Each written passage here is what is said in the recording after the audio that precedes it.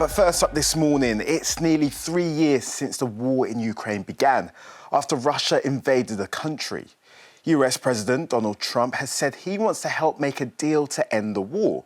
So what's been happening in Ukraine over the last 3 years, and what is the situation like there now?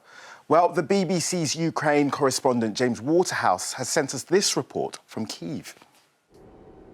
Hi Newsround, I'm James Waterhouse, the BBC's Ukraine correspondent, here in the capital city Kyiv, where it's -8 degrees Celsius, and it feels it.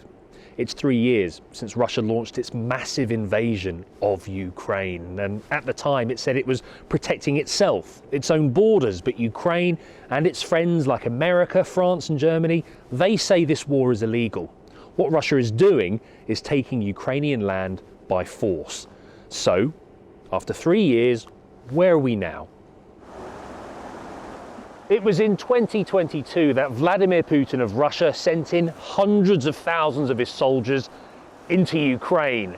They came with tanks, they came with fighter jets, they launched rockets, but Ukraine fought back hard. Here, they blew up this bridge and literally stopped them in their tracks, saving the capital city, Kyiv, from being taken over.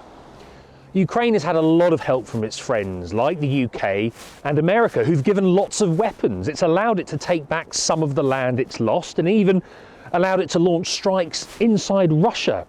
Ukraine says this war is its fight for freedom, its own independence. But Russia isn't stopping. It's ordering more and more men to come and fight in Ukraine, and Ukraine is paying a huge cost defending itself. All of these flags represent a soldier who has been killed, and they are struggling to contain these invading troops. What Russia is also doing is launching missiles, drones and bombs at cities across Ukraine. And that means people die in their homes, and it means some children have to go to school underground to stay safe. So what happens next? Well, the new US President, Donald Trump, says he wants to end the war. He wants to strike up a deal with Russia, which wants to keep hold of all of the land it has seized so far. It also wants Ukraine to not join a group of friendly countries. But what Ukraine really wants is Russia's leader, Vladimir Putin, to pull his troops out completely. But that seems less likely now. So instead, it wants its own deals with friendly countries to stop Russia from ever attacking again. Hundreds of thousands of people have been killed in this war, and no one here wants it to last forever. So Ukraine and the world will watch and wait to see whether an agreement can be reached to stop the fighting for good.